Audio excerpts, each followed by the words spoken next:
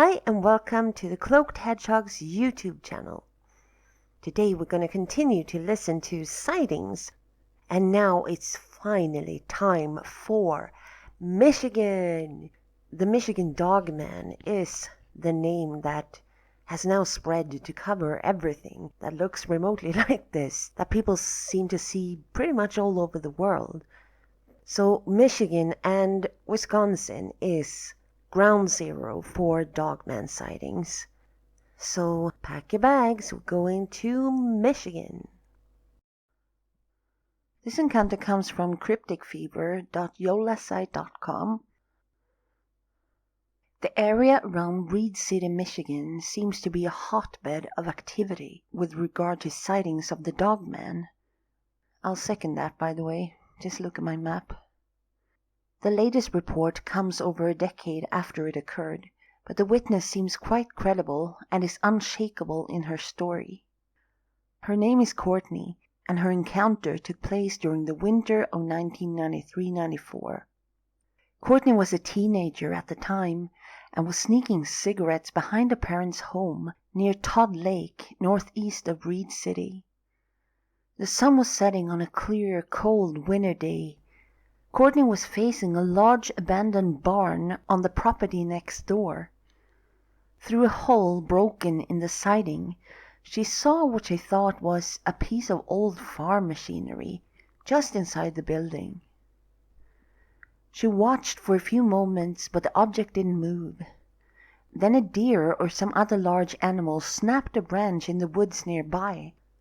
Courtney's attention was diverted, and she turned her head to see what had caused the noise. In her peripheral vision, she noted that the farm machinery moved too. When she looked back, the setting sun was silhouetting the object in the barn. She froze in place when she realized that she was looking at a tall animal. It turned its head back and looked straight at her. It was, in Courtney's words, at least 6 feet tall, if not more. It was dark colored. It had a dog-like appearance, pointy nose and really big pointy ears. Courtney dashed into her house to grab a flashlight. When she returned outside, she shined it toward the barn door, but the animal was no longer there. She walked closer to the barn to look for tracks in the heavy snow. When she didn't see any, she realized the creature might still be inside, and ran back to the safety of the house. She never saw the creature again. Courtney later talked to a friend who had seen something the size of a buffalo but the shape of a dog in the same barn, but a different time. The girl had been hysterical for days after her encounter. Neither of these witnesses heard of the legend song or about the Michigan Dogman until years later. This encounter comes from AboveSecretcom. I live in a small town called Marshall.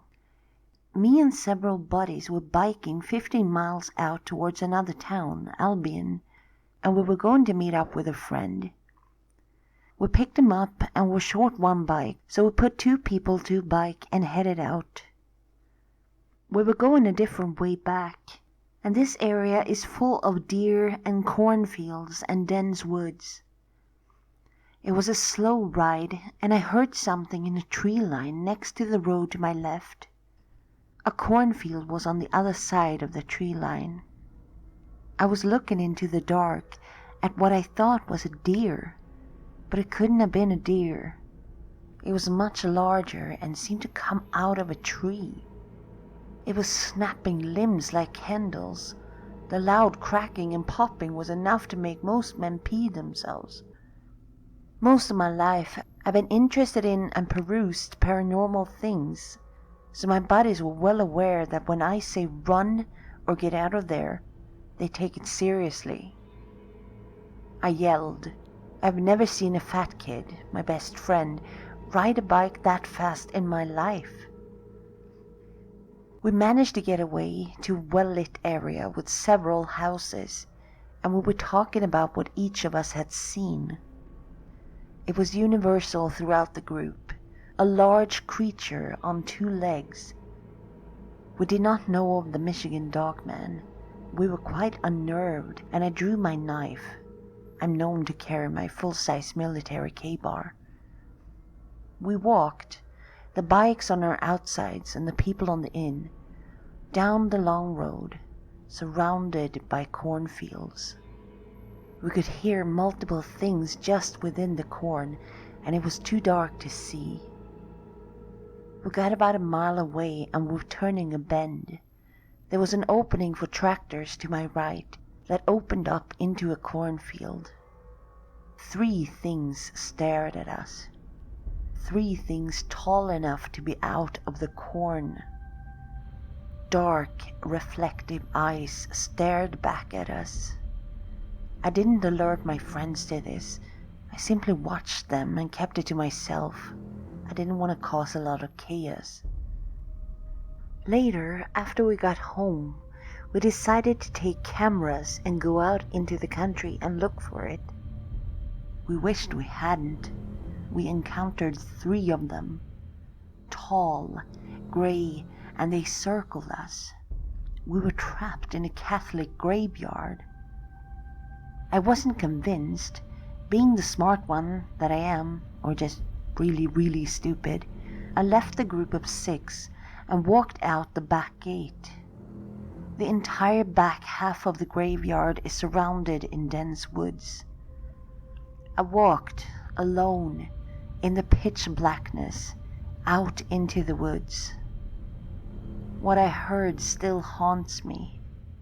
All 3 of them came towards me, fast, loud, rushing. But I didn't move, not an inch. They all stopped about 6 feet away, judging by the sound, and remained there. I turned and walked back into the graveyard. Several of my friends saw their eyes behind me, and one was on the maintenance barn near that gate. Take it as you will. Something is out there.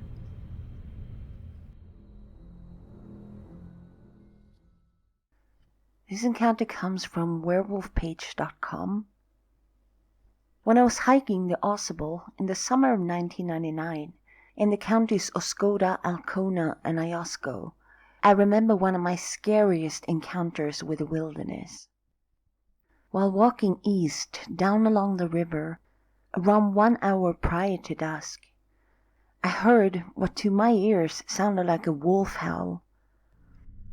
I've seen wolf prints, and I've seen wolves at my home in Long Lake, Michigan, but never have I heard a howl so deep and almost human-like in my life. I got spooked and set up camp and made a fire, larger than most due to my fear. At dusk, I heard it closer, directly across the river. I'd heard stories of the wolfmen from native powwows and in family folklore covering the whole USA, but never have I personally seen what I saw that night or the next day. That night, after eating beef barley stew from my canned good collection, I lay down by the fire with my huge folding knife closely gripped by my chest. I was watching and listening to the surrounding woodline for about 30 minutes. Then the average noises stopped, which to me meant 2 things. 1, something had spooked the local animals, and 2, made me very uneasy. I looked out away from the fire and shot the fire away from my eyes using the unarmed hand. I looked across the river, which was only about 100 meters across from my fire, and I saw the most unnerving sight ever. On the sand was a creature standing, maybe larger than the average sow black bear, with black fur, a large, long skull, and yellow, reflecting eyes like the wolf. I closed my eyes and hoped that I was imagining things, and then it gave out the howl again. I opened my eyes and it ran up the bank and disappeared into the night. As it ran, it didn't run on all fours like a bear or a wolf. And unlike the local Bigfoot, it wasn't fully upright like a human or primate. I was so scared that I slept the rest of the night in a damn tree about 20 feet off the ground. It took me 3 hours and praying to ease my fear so I could sleep. The next morning, I woke up and crossed downstream and hiked back to where I'd seen the werewolf or dogman. There, in the bank, I saw wolf prints about the size of a bear, an adult bear's paw. They were not in any groups of fours like when you're tracking a wolf or coyote. They were instead a line of tracks, separated by at least 1 yard between each paw print. And the paw print, unlike that of a canine, was not straightly imprinted into the sand. The print was angled into the sand, as if they were balancing around 200 pounds of body weight on that single paw. I wish I had a camera with flash that night prior, and for that day, to capture some proof of what I saw. As a child, my friend and I, while living in Macomb County in Memphis, Michigan, and while hiking the Memphis Youth Center farmland in Richmond Township, we tracked a similar set of tracks.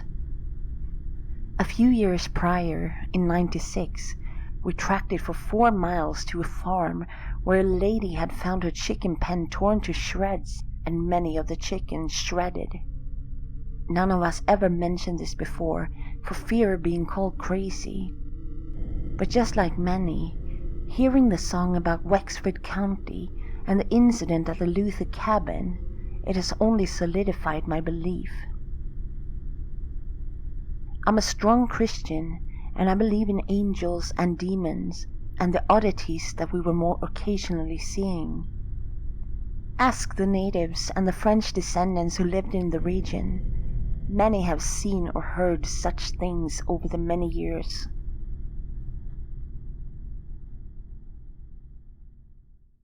Now I'm going to tell you about the Hay Marsh photo, which was taken in 1961 near Big Rapids.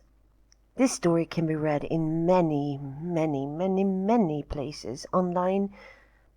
I'm reading it from creepypasta.wikia.com, but it's not a pasta, it's real. Here it goes. When I was a boy, my father was a night watchman at a manufacturing plant located in a rural area between Big Rapids and Chippewa Lake, Michigan. Our house, which, if I remember right, was a perk of the night watchman job, was across the street from the factory. The plant building was right next to a large wilderness area of state land. At that time, it was simply known as the Hay Marsh, but now it is officially called the Hay Marsh State Game Area. We didn't understand it at the time, but Dad was always very skittish about letting us play outside after dark. He would sometimes talk about hearing coyotes or bears roaming around in the hay marsh when he was walking the perimeter of the building at night. One night in the summer of 1961, Dad walked back to the house to sit on the porch and have a cup of coffee and a sweet roll. He had a good view of the entire plant property. He saw some movement near a chain-link fence behind the building. This was approximately 3 a.m., so he felt quite sure this person wasn't there by accident. He drew his gun and watched for a few minutes.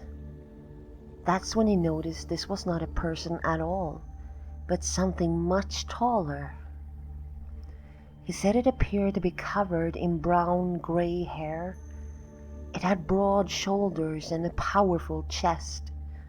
It alternated between walking on 4 legs, then standing up on 2. He said it seemed to be looking for something along the driveway. He later said he couldn't quite believe what he was seeing. He quietly moved into the house and grabbed his Kodak Signet 35mm camera, which was his pride and joy.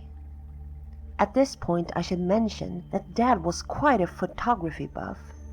His father had owned one of the first camera stores in Ohio, and Dad had got the shutterbug from Grandpa. As he stepped back onto the front porch, the creature moved slowly along the driveway, directly under the lights. He adjusted the camera shutter for a long exposure and held it as still as he could. He said it was shaking pretty bad by then, and snapped a picture. I've enclosed a print of it in this letter. Dad said a few seconds later the thing dropped back down to all fours and slowly moved off into the woods, which are to the left in this picture. He sent the print to the local newspaper and sent copies to several magazines. One that I think was called Mysterian published the photo in their spring issue of 1962. Dad had a copy of the magazine for years, but it was misplaced after he passed away. And sadly that was all for today, but this was only part 1. There will be more episodes of these Michigan sightings, because there are so many sightings there. They may not be in order, because I'm also doing this, the crash course thingy, but they will be posted at some point later on. Just stay tuned to my channel so you don't miss anything. Alright, be safe and take care, and I'll see you next time.